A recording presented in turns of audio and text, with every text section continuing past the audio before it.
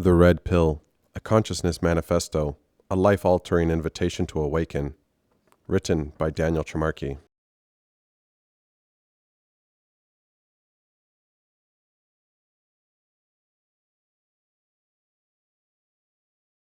Have you ever felt like you're living life on autopilot, simply reacting to whatever comes your way? Many of us go through our days unconscious to our own patterns, letting circumstances and other people dictate our direction.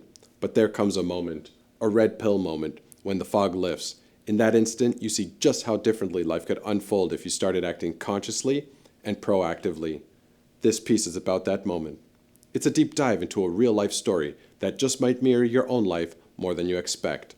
Along the way, we'll pull in some powerful coaching insights and ask some hard questions to spark your awakening. By the end, you'll understand the two types of people in this world and exactly what it takes to shift from a reactive life to a life of proactive self-mastery. Take a breath and read on with an open mind and heart. This could be the moment that changes everything.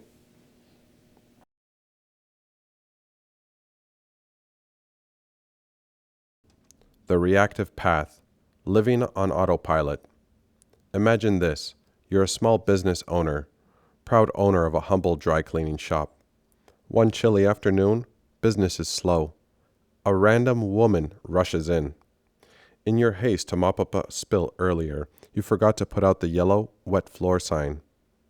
Before you can warn her, she slips and crashes to the ground. Time seems to freeze for a second.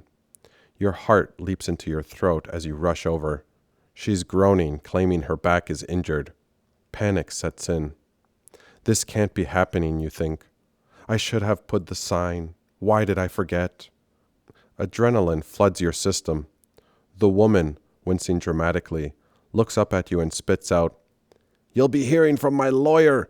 I'm going to sue you for this." Your stomach drops. Sue me? Your mind races with worst-case scenarios. Courtrooms, giant medical bills, losing the business, losing everything.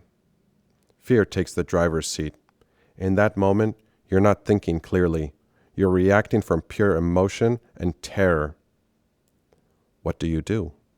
In a reactive state, you don't pause to reflect or negotiate calmly. You don't consider that there might be another way. No. You bolt into action fueled by panic. As soon as the woman leaves, limping theatrically, you scramble to find a lawyer, the best lawyer as you intend to win. You feel desperate to protect yourself, and that desperation is about to cost you dearly. You wake up early after a sleepless night, still spiraling with anxiety about the woman who fell. Your mind's already racing. I need serious legal help, not some budget consultation. You look up a top-rated law firm downtown, one of those high-powered outfits in a glass skyscraper, and decide, that's where I need to be. They'll know what to do. You get dressed, get in the car, and head downtown. The parking alone stings. $50 for 2 hours, and that's if you're quick. You mutter to yourself, this is why I never come downtown. But this is serious. You throw the cash at the attendant, try not to think about how much that just cost you, and head towards the building. You're tense, shoulders tight, mind still scheming, still searching for a plan. As you walk into the building, sleek and cold with marble glass, you approach the reception desk and say calm but directly, "I'd like to speak with one of your top lawyers." You're not yelling, you're not begging, but it's written all over you. This is urgent. The receptionist gives you a polite, knowing smile. She can practically smell your fear and urgency. "Please have a seat. Someone will be with you shortly," she says. You collapse into a plush leather chair in the waiting area, knees bouncing with nervous energy. Minutes feel like hours. In your mind, catastrophic thoughts loop. I could lose the business. What if I have to sell the house? Your palms are sweaty. Every passing second without an update is torture. After an hour, just when you feel you might crawl out of your skin, a sharply dressed man strides towards you. His suit is tailored to perfection, shoes gleaming so bright they catch the light. He extends a hand with a disarming grin. "Mr. Novak? Harvey Speckler.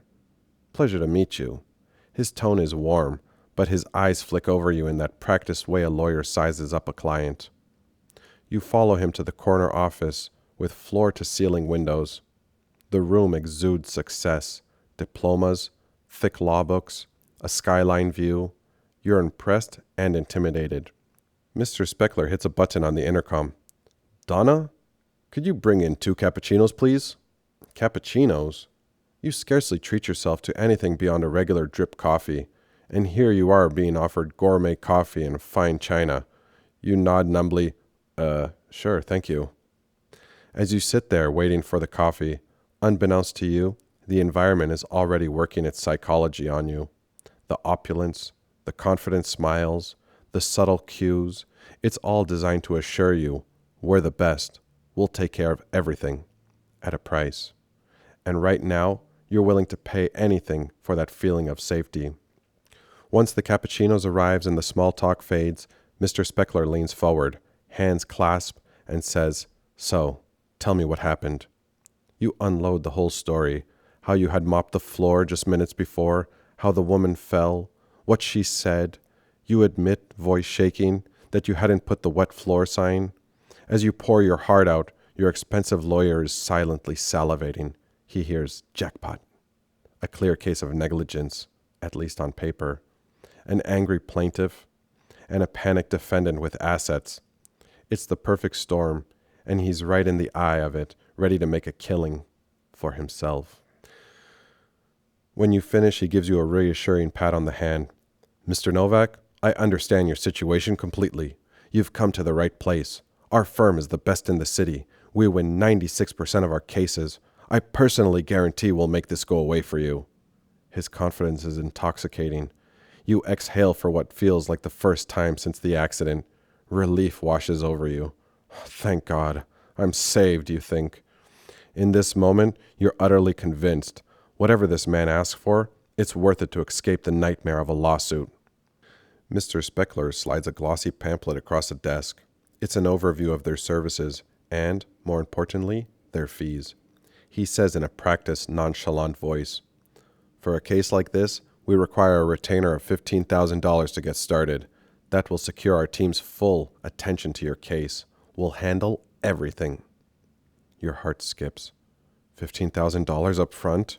You fumble mentally. That's more money than you have in your account right now. You weren't prepared for this. But the memory of that woman's threat, the thought of a massive lawsuit, and the glossy promise of rescue in front of you all swirl together. A voice in your head screams, "That's insane! You can't afford this!" But another voice, the voice of fear, shouts back, "If you don't do this, you'll lose everything!" You find yourself nodding. "Okay, I'll arrange the funds." You shake hands, sealing the deal and your fate. You walk out in a daze. The relief you felt just moments ago is already morphing into anxiety about the money. But you shove that down. "I'll find a way," you tell yourself. "I have no choice." Over the next day, you scramble to come up with $15,000. You empty your savings, a meager $5,000, sell what you can, and ultimately visit the bank to refinance your home. The loan officer raises an eyebrow at why you need the cash, but you're too embarrassed and rattled to explain. With your house on the line, you secure the money. By the end of the week, you've handed every penny of that $15,000 over to the law firm. In return, you get a smile, a receipt, and a promise that they'll be in touch. About a week later, what you didn't know, what you couldn't have known, is that the lawyer met with the woman. She had chosen to self-represent. No lawyer, no case file, just her and a smirk. Mr. Speckler saw it instantly. He didn't even need her to speak. He knew her type, knew the game, saw it in the way she walked into the room. Bitter, aimless, calculating, not looking for justice, looking for a payout.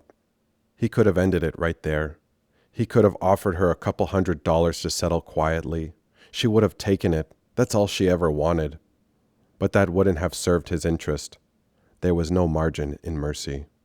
Instead, he leaned back in his chair and delivered his line with the practiced confidence of a man who knew exactly how this would go. "My client is prepared to make his case known and challenge your baseless claim." She heard it, and she didn't care. She had $200 to her name, and she just spent $5 of it getting downtown on public transport. She came expecting a settlement, maybe $500, maybe $1,000 if she played the victim card well enough. When that didn't happen, she was furious. In her mind, you were the reason. You refused to pay her what she felt entitled to. So she thought to herself, let these lawyers bleed him dry. And she said with smug satisfaction, I'll see you in court. It was all Mr. Speckler needed to hear. The hook was set. The reel began. Now you wait. Weeks pass with little word, except a curt acknowledgement that your case is being handled. You try to focus on work, throwing yourself into the daily grind of your shop to distract from the gnawing dread. But every night, as you close up, you feel the weight of that $15,000 debt. It's a heavy lump of regret in your chest. Still, you reassure yourself, it'll be worth it when it all goes away. Then, one afternoon, about 2 months later, the phone rings. It's Donna, the firm's secretary. Her voice is as neutral as ever. Mr. Novak, I'm calling with an update from Smith & Speckler. The initial retainer you provided has been depleted. To continue work on your case, the team requires an additional $15,000. It's like a punch to the gut. What? Already used up? Another $15,000? You stammer. Your knees literally go weak. You grip the counter to steady yourself. Cold sweat breaks out on your forehead. You feel the blood draining from your face. I'll have to call you back, you whisper, barely finding your voice. You hang up and stand there in the middle of your shop, trembling. How is this happening? The panic you felt on the day of the accident comes roaring back tenfold. You've been working overtime to recover the first $15,000, and you're nowhere close. Now they want $15,000 more? Your thoughts are a blur. That's insane. You can't afford this. But another voice, the voice of fear, shouts back, if you don't do this, you'll lose everything. The lawyers clearly have you on the hook, but you don't see it yet. They're reeling you in, inch by inch, dollar by dollar. This is financial bleed out, and you're feeling every cut. Over the following months, your life spirals into a nightmare. You beg the bank for another loan on whatever equity is left in your house. You sell your decent car and buy a rusted junker just to scrape together a few thousand more. Legal proceedings drag on, slowly and painfully. The promised quick resolution never comes. Instead, it's a slow march through depositions, filings, strategic postponements. Every step drains you further, emotionally and financially. You come home each night exhausted. Your wife tries to be supportive at first, but she sees the change in you. You're consumed by stress and fear, working longer hours to pay mounting bills, collapsing into bed with anxiety gnawing at your gut. The warmth you once brought home has been replaced by a sullen, distant shell of a man running on fumes. After what felt like an endless storm, the case finally concludes. You win, technically. The court sides with you. The woman's claim is dismissed. The threat is gone. For the first time in months, you feel your shoulders drop slightly. You exhale. It's over. You escape a lawsuit that could have taken everything. Your home, your business, your family's future. The worst-case scenario that haunted your nights never came to pass. But the cost of survival was brutal. You poured nearly $42,000 into legal fees. Your savings, gone. The car you worked so hard to own, sold. The equity in your home, the very home you spent 20 years saving for, scraping together every dollar to finally make a down payment just 2 years ago, is now barely yours. You only just got it, and already 80% belongs to the bank again. It feels like you've traded 2 decades of sacrifice for an illusion on a grip that was supposed to represent security. Now you're holding on by a thread. Your business limps forward, but the damage is done. You've stopped counting the sleepless nights. You've stopped recognizing the man in the mirror. It was only 3 months, that's what people might say. But to you, it felt like 3 years trapped in a mental war zone. A slow, grinding descent into a version of yourself you never thought you'd meet. You've been through hell, and you didn't come out unscathed. You came out beaten, drained, altered. Some days, you don't even know if you survived or just stalled the collapse. Still, as you sit there quiet after the final ruling, surrounded by debt and damage and silence, you murmur the words, half in comfort, half in disbelief. I won. It's not pride. It's not even joy. It's a tire whisper of a delusional reassurance, the only thing keeping you upright. Because if you didn't win, then what the hell was all this for?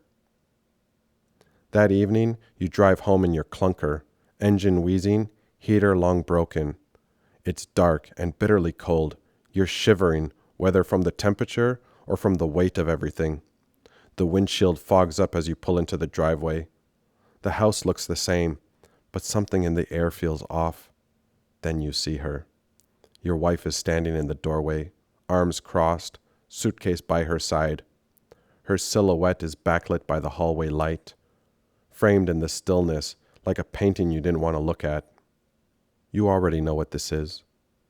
You step inside, body aching, coat still on. She doesn't wait for you to speak. We need to talk, she says quietly, the foremost dreaded words in any marriage. Her voice is calm, but it cuts like a blade. Her eyes hold both sadness and resolve, and as she begins to speak, something in you collapses. The part of you that's been holding everything together through sheer will finally gives out. Not with a scream, but with the quiet, devastating collapse of something that's been carried too much for too long. She tells you what you've already sensed but never admitted out loud, that you've changed, that you're not the man she married, that she tried, but you've been gone, even while standing in the same room. You're anxious, short-tempered, distant, unreachable. She tells you the kids are confused, scared sometimes, that she barely recognizes your eyes anymore, that she can't do this any longer, that she needs to leave, for herself and for them. And there, in the home you nearly destroyed yourself to protect, you realize something even harder than the lawsuit itself. You saved the house, but you lost the warmth that made it home. You drop into the chair, head in your hands, utterly shattered. In that moment, everything hits you all at once. The lawsuit, the debt, the exhaustion, and now the breaking of your family. It's a tsunami of consequences from that one split-second slip on a wet floor and every reactive decision that followed. Your wife's voice seems distant as she picks up her suitcase and quietly closes the door behind her. The silence that remains is deafening. You whisper to yourself in an empty living room, a phrase filled with despair and self-loathing. Fuck my life. There's nothing left to lose. You've lost it all. You feel utterly powerless, like a pawn that got completely played by forces you never understood. In the weeks that follow, you sink into a dark place. You go through the motions at work in a numb haze. Your mind replays every decision, every fork in the road where you blindly reacted out of fear instead of thinking things through. You barely recognize yourself. How did I become this broken? It feels like life has been happening to you, like you had no say in the matter. You start to believe that you were just unlucky, that the world is cruel, and maybe that you were doomed from the start. This is the lowest point, rock bottom. And it's often at rock bottom that something miraculous can happen, a moment of truth, a spark of insight that lights up the darkness. It doesn't always happen for everyone, but let's imagine it happens for you, because this story isn't over yet. The proactive path, a different choice, a different life. Now, rewind the clock. Let's go back to that pivotal moment in the dry cleaning shop, the moment right after the woman falls on the floor. The scene is the same, a random woman whom you've never met before, lying on the ground, pain on her face, anger in her eyes as she threatens to sue. Your heart still skips a beat. After all, you're human. Fear and shock are natural. But this time, something is different within you. Instead of pure panic and guilt, part of you kicks in that wasn't there before. Call it awareness or presence of mind. This is the you that's been working on yourself, the you that has learned to pause and respond to life instead of just react. This proactive you takes a slow breath, steadying your racing heart, and stays calm enough to think clearly. You kneel down beside the woman. "I'm so sorry, ma'am. Are you okay?" You ask softly, offering her a hand. She exaggerates a wince. "I think my back is hurt. This is unacceptable. I'm going to sue you for this." Her words are the same, but this time you really look at her. You notice subtle details. Her eyes don't hold genuine pain, but a crafty glint. Her clothes are slightly unkempt. Her teeth, yellowed, stained, flash between her words. There's a nervous, jittery energy radiating off of her that sets off alarms in your head. For a moment, you pause. Instead of absorbing her anger, you observe it. Instead of being blinded by your own fear, you recall something you once learned. When faced with a crisis, don't just see the problem, see the person. In that moment of composure, you realize she might be faking or at least greatly exaggerating her injury, perhaps angling for a quick payout. You've heard of scam artists who target small businesses with slip and fall schemes. Whether she's legitimately hurt or not, one thing is certain: a lawsuit will be lengthy and brutal for you. Maybe, just maybe, there's a smarter way that doesn't involve lighting tens of thousands of dollars on fire. You decide to engage her directly and negotiate. Keeping your voice calm and concerned, you say, "I understand you're upset. I would be too. Let's not make this any harder for either of us. Perhaps we can settle this right here, right now, without lawyers. What would make this right for you?" She looks at you, momentarily surprised. This isn't how the script usually goes for her. She was expecting either a fight or a panicked apology and silence. But your tone, calm, composed, almost disarmingly sincere, catches her off guard. It lowers her defenses. She hesitates, thinking, "I have medical bills." She tries testing you. You maintain steady, empathetic eye contact. "How about I compensate you directly for this incident and we close the matter between ourselves?" Her eyes light up just a touch. She quickly masks it with a frown, but you catch that flicker of interest. Now she's considering her real payoff. "How much?"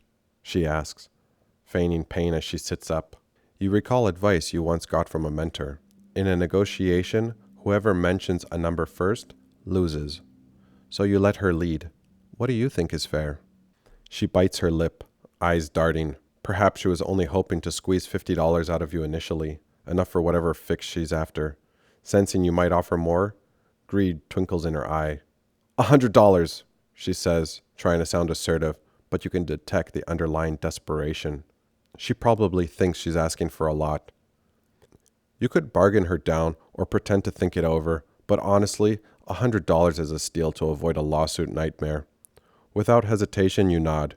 "Deal." You gently help her to her feet and pull out your wallet. As you hand her 5 crisp $20 bills, you look her in the eye and add kindly, "Take care of yourself. And again, I truly apologize for the scare." She snatches the money, mutters something that might be, "Thanks," and scurries out the door. Disbelief in her face that it was that easy. You watch her disappear down the street, and you let out a long exhale. Your hands are still trembling. The adrenaline is there, but so is relief. It's over. It's actually over. You settled it for the price of a nice dinner. As the bell on your door jingles, you lock it and turn the sign to "closed" for a few minutes. You need a moment to process what just happened. Your heart is still pounding, but with triumph now, not terror. You leaned into the situation with a level head and resolved it peacefully. No drawn-out legal battles, no massive debt, no sharks smelling blood, just a human-to-human interaction and a quick solution. You shake your head in wonder. "Thank God," you whisper. A wave of gratitude washes over you. Gratitude that the outcome was so minor, and gratitude for whatever strength or savvy inside of you prompted you to handle it this way. It could have been so much worse. It dawns on you that this was a test of your growth. Years ago, you wouldn't have handled it like this. You might have freaked out just as we saw in the other timeline, but you've changed.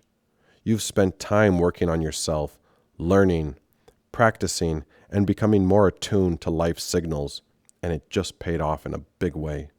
You take a moment to reflect. How did I know to do that? It hits you that your past efforts, reading those personal development books, the coaching sessions you invested in, the mindset training and resilience exercises, they all quietly prepared you for this. When the crisis arose, you had a reservoir of calm and strategy to draw from. Instead of being a victim of circumstance, you took charge of the narrative. Before unlocking the door and resuming your day, you immediately fixed the root problem. You put that darn wet floor sign on the floor, a simple action that, in hindsight, could have saved all this trouble. But hey, lesson learned. You chuckle to yourself a bit ruefully. $100 and a story to tell? Not a bad deal. You recognize how lucky you were that this incident was essentially a cheap wake-up call. It's like you've been given a small test and you passed. And passing that small test may have saved you from a much, much harsher trial. In the following days, life goes on as normal, but you're not quite the same. You feel a new kind of confidence brewing. You confronted a scary situation and handled it with grace and wisdom. That's a win. And more importantly, you see firsthand the value of being proactive and prepared.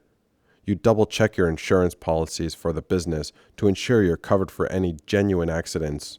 You update some safety protocols at the shop, training your employees on them too, so everyone is more aware and vigilant. Rather than being paranoid or shaken, you feel empowered. You're taking charge of what you can control and trusting yourself to handle what you can't. Your renewed approach doesn't stop at the shop. At home, you find yourself more patient and present. Before, you might have snapped at your spouse or kids after a stressful day. Now, you pause and choose your responses more thoughtfully. You realize that every moment is a moment you can either react blindly or respond wisely. That awareness has started seeping into everything: how you handle disagreements, how you plan your finances, how you take care of your health, how you look for opportunities instead of waiting for problems. Life isn't perfect. It never is. But you navigate the ups and downs with a fundamentally different outlook. Challenges that once would have thrown you into a panic or self-pity now feel more like puzzles to solve or adventures to undertake. You've become what some might call conscious or awake in your own life. You're no longer the pawn being moved by other people's narratives, prerogatives, or self-interest. You're the one moving the pieces. And perhaps the most beautiful part, this change in you radiates outwards. Your wife notices your calm confidence and new level of engagement. Your relationship blossoms, better connection, deeper trust. You're not stuck in your own head anymore. You're present, really present. When minor conflicts come up, you don't shut down or blow up. You handle them. You talk things through. You set boundaries. You find solutions. And she responds in kind, with warmth, respect, and trust. People often mirror the energy we give out. Your kids, they start to see a more patient dad, one who listens, one who guides instead of just laying down the law or losing his temper. The atmosphere at home shifts. There's more calm, more connection, because you set the tone, and you're setting a better one now. Even your employees notice the difference. You lead with more foresight. You communicate expectations clearly. You plan ahead for busy seasons, and you show up with clarity instead of chaos. The workplace becomes safer, smoother, more positive, because you're no longer putting out fires in panic. You're preventing them with presence. And when the word gets around about how you handled the slip and fall incident, not with panic or blame, but with composure and strategy, something shifts in the team. They're inspired. They think, so this is how we deal with crisis. Level heads, clear action, solutions, not spirals. Here's the thing. 95% of our daily life is spent at work or home. Let's break that down. There are 24 hours in a day.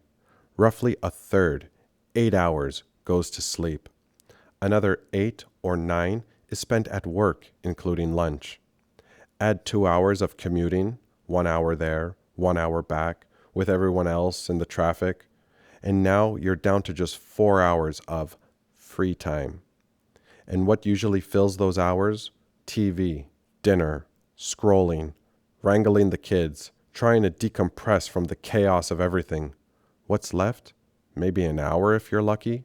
Now factor in some me time, a hobby, a workout, checking in with friends, and suddenly you're looking at 2 to 3% of your day that you have any real conscious control over. The rest, it's already spoken for. Most people don't even realize this. They burn that 2% without thinking and wonder why nothing ever changes. It's not laziness, it's autopilot.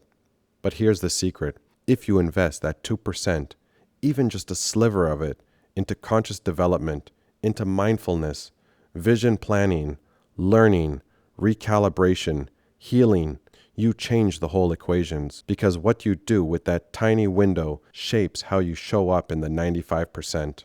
In short, by investing that 2% of effort and time into developing yourself, you dramatically improve the other 98% of your life. The man in the first scenario, reactive, fearful, and unprepared, lost almost everything. The man in this scenario, proactive, composed, attuned, not only protected what he had, but grew stronger through the challenge.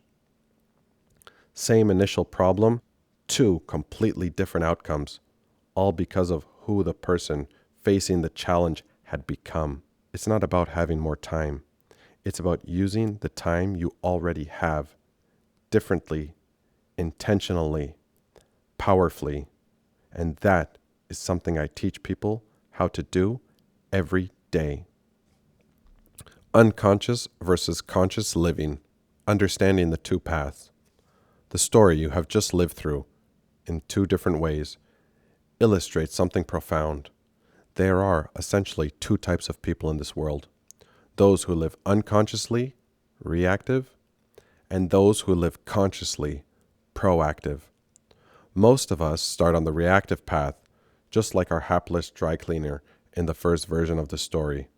We operate on autopilot, driven by knee-jerk emotions, fear, and outside influences. But with the right effort, guidance, and mindset shifts, anyone can become the proactive hero of their own story, as we saw in the second version. Let's break down the difference between these 2 approaches to life. Signs of reactive autopilot living. Living in constant reaction. You feel like life is happening to you. Problems arise, you scramble to put out fires. There's little planning. You're mostly playing defense. Short-term thinking. Your decisions are driven by immediate emotion, fear, anger, panic, rather than long-term perspective. It's hard to think ahead when you're always in survival mode. External blame and victimhood. When things go wrong, the tendency is to blame circumstances or other people. Deep down, you feel powerless, like a victim of fate, living in a world of causality that you didn't create and can't influence. It's as if events are set in motion around you, and all you can do is cope with the fallout. Emotional roller coaster. Your emotions control you. A single event can ruin your week. You find yourself frequently saying or doing things in the heat of the moment that you later regret. Stress and anxiety are frequent companions. Lack of preparation.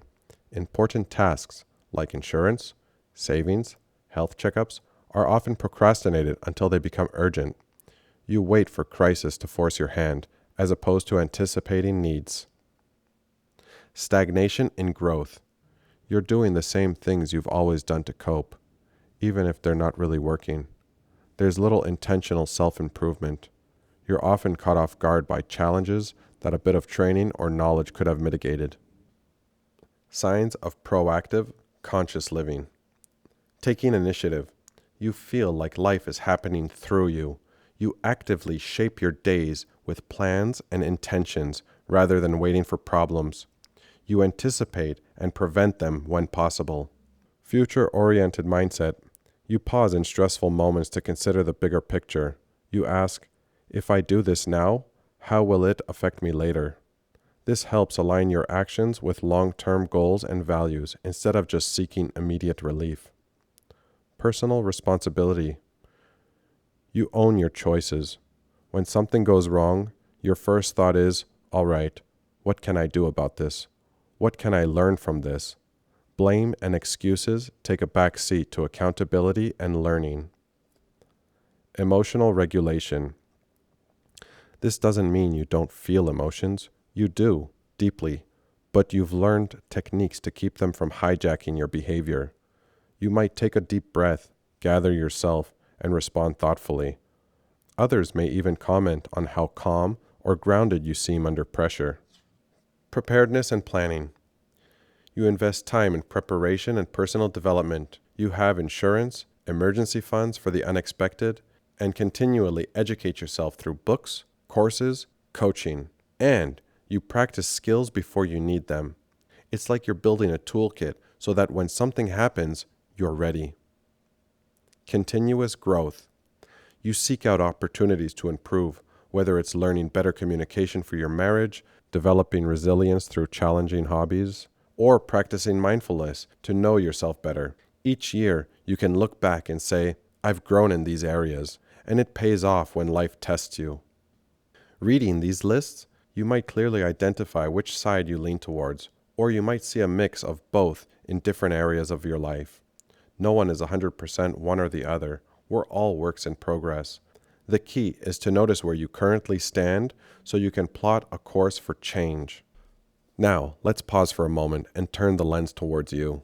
This narrative is only powerful if it sparks reflection about your own life. Consider these questions honestly. Where am I right now in my life journey? Am I mostly drifting, or am I charting a path? What am I doing in life, and why am I doing those things? Am I just going through the motions others set for me, or pursuing goals that genuinely matter to me? Where am I going if I continue on my current path? If nothing changes, what do the next 5, 10, or 20 years look like? What is the future I want? Take a moment with these questions. It's okay if the answers are uncomfortable, especially if they're uncomfortable. Waking up to the reality of one's life can be jarring, just like realizing the path that you were on in the first version of the story. But it's in that discomfort that the desire for change is born. The truth is, we all have some Mr. Novak in us. We have some areas where we operate on autopilot, blindly following old habits and fears. The difference between staying as the reactive victim of circumstance or becoming a proactive master of your life lies in one critical choice: the choice to invest in yourself and your development. In other words, deciding to level up. Think back to the story. What ultimately separated the miserable outcome from the empowering one? It wasn't luck. Both versions had the same accident with the same woman. The game changer was the man's mindset and level of personal development when the accident happened. One had never worked on himself, so he was at the mercy of events. The other had prepared himself through personal growth, so he was ready to meet the moment. This is where your journey comes in. How do you become that conscious, proactive version of yourself in real life, not just in a story? It starts by acknowledging that help and guidance might be needed. No one transforms entirely on their own. Just as athletes have coaches and soldiers have training drills, individuals need support and strategies to build new skills and mindsets for life. There's no shame in that. In fact, it's the smartest investment you can make. As we saw, a small investment in growth can save you from massive costs financially and emotionally down the line. Conclusion: embrace the awakening. The story we explored was intense. It was meant to be. It's a wake-up call. You've seen the stark contrast between living asleep at the wheel and living with eyes wide open. This isn't just a dramatic tale. It's a mirror. Every day, in big ways or small ways, you stand at a similar crossroads as Mr. Novak did. Will you react blindly, or will you respond with awareness? Will you continue down the path of least resistance and least fulfillment? Or will you take the road of growth and conscious action? Remember that feeling at rock bottom, the hopelessness of being a pawn in someone else's game? Now, contrast it with the victorious feeling of outsmarting the problem and coming out on top. You have the power to choose which of these will define your life. It might not be easy, real growth seldom is, but it is absolutely within your reach. If you're reading this, chances are something inside you is already stirring, already wanting that change. Maybe it's a small whisper saying, "This could be me. I can do this." Listen to that voice. That is the beginning of your proactive self nudging you forward. Awakening from autopilot is the greatest gift you can give yourself. It's the moment you stop sleepwalking through your days and truly take ownership of your life's direction. No more excuses. No more deferring your happiness to someday. It's about being here, now, fully present and engaged in the steering of your fate. I won't lie to you. Choosing this path means taking responsibility. It means you can't blame everything on others or luck anymore. But in exchange, you gain something extraordinary. Freedom. Freedom to shape your destiny. Freedom from the chains of old habits and fears. And freedom that comes with confidence and competence. As a coach and as someone who has walked this path and guided others along it, I extend my hand to you. Whether you're coming from a place of pain or you're simply fed up with good enough, and you know that you're meant for more, I'm here to help you turn that breakthrough insight into lasting change. Together, we can make your life story a story of conscious creation, resilience, and triumph. The question now is, will you take that step? The door to a higher level of living is open, just like it was for Mr. Novak when he decided to handle things differently. But you must choose to walk through it. Don't let this moment fade into just a nice read that you forget by next week. Do something with it. Even if you decide not to seek coaching, make a commitment to yourself today. Write down one proactive change you'll make. Start journaling, have that tough conversation, set that boundary, sign up for that course, something, anything that signals to your brain that you are taking back the driver's seat. And if you feel that you'd benefit from guidance on this journey, someone to show you shortcuts, warn you of potholes, and keep you moving when you might stall, then I invite you to reach out. Let's have a conversation about your story and how we can transform it together. Life is too precious to live on autopilot. It's time to wake up, take the wheel, and drive towards the life you were meant to live. The choice, as always, is yours. Just remember, the power to change course was within you all along. Are you ready to level up and become the conscious creator of your life? If so, let's begin the journey. Your journey, today. You've taken the first step by reading this far. Now take the next one. Your future self, the one who's smiling, thriving, and at peace, is already thanking you. You are now tuned in. Godspeed on your journey to self-mastery.